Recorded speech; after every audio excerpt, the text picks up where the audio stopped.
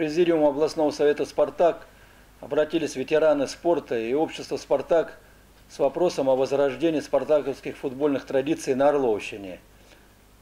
На заседании президиума было принято решение о создании детского футбольного клуба «Спартак», который будет осуществлять набор детей для подготовки резерва.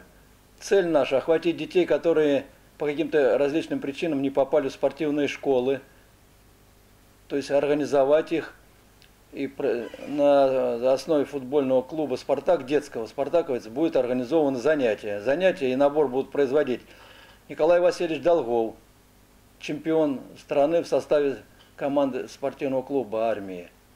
Кроме этого, тренер Межуев Сергей Алексеевич, который воспитал Селихова Александра, вратаря сборной России и футбольного клуба «Спартак». Значит, возрастной ценз будет у нас таков.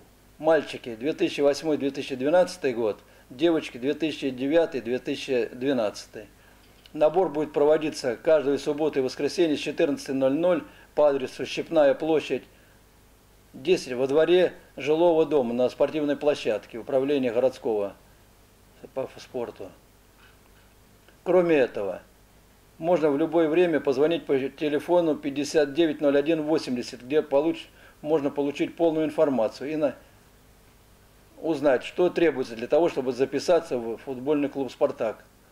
Ну, я могу дополнительно сказать, что для этого нужна медицинская справка и спортивная форма, когда прийти сюда для отбора. Ждем всех.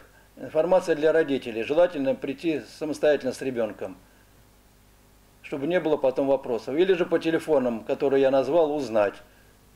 Все и подробно мы вам поясним, что это такое. Пожалуйста, ждем всех желающих.